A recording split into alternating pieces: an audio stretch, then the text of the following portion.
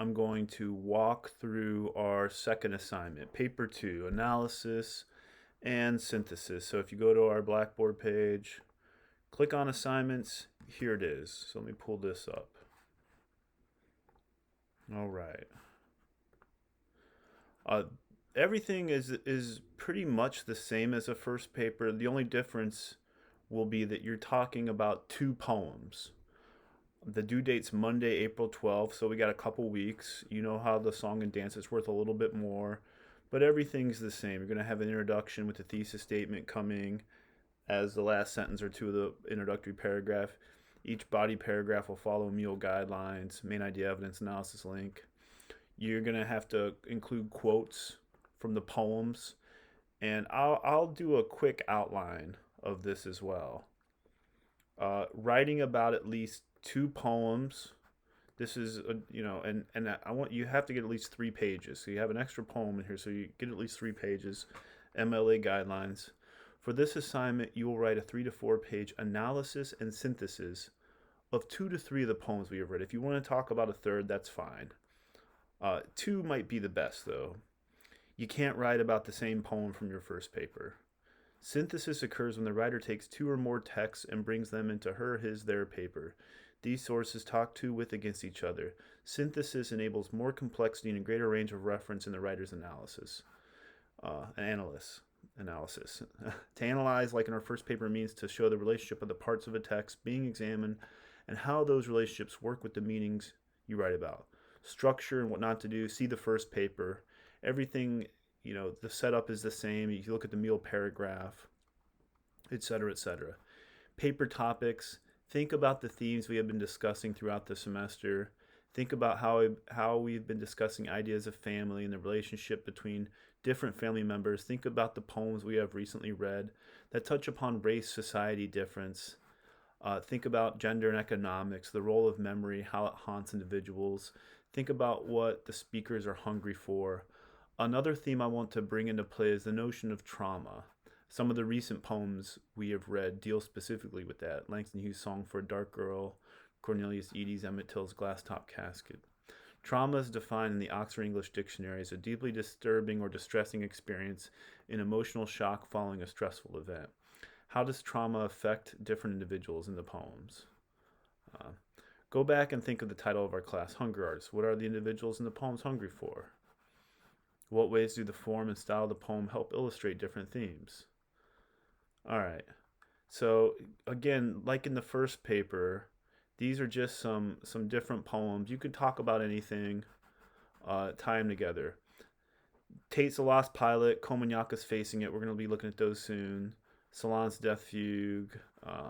All these poems. How does trauma manifest and infuse the lives of the individuals within these texts?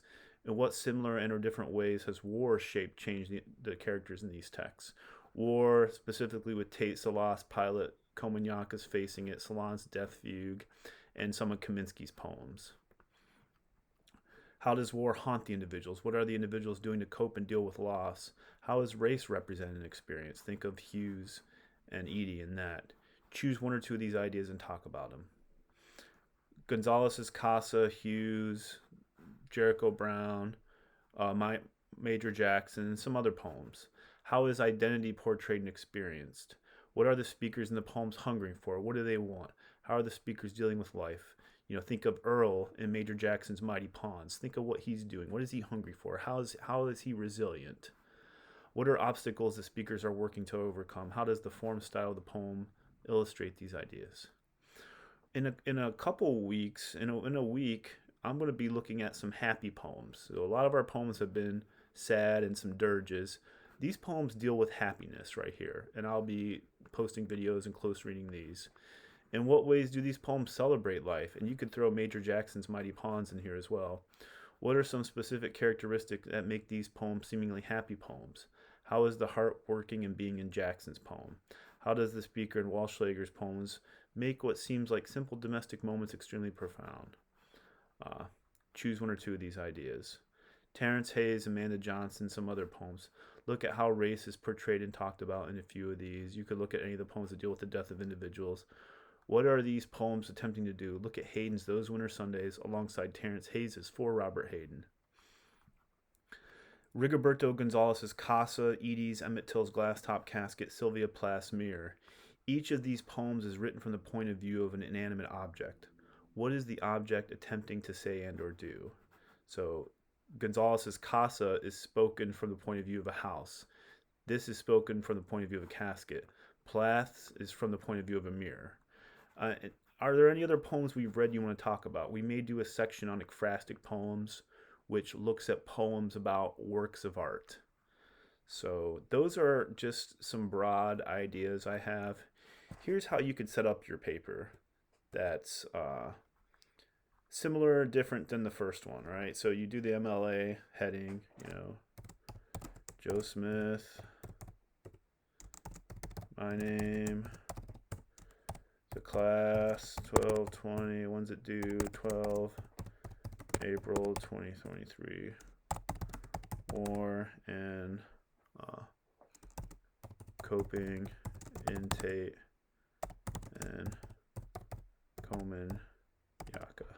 So I don't care if you title, and you want to put your last name and page number on the top there. So you have your intro, right?